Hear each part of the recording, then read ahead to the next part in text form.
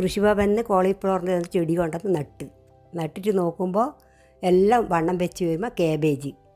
അതുകൊണ്ട് ഞാൻ നല്ല കേബേജ് നട്ട് പറിക്കുന്നതാണ്. എല്ലാ കുട്ടികൾക്കെല്ലാം കൊടുത്ത് നല്ല കേബേജല്ലേ കാണാൻ, എന്ത് രസമുണ്ട് കാണാൻ.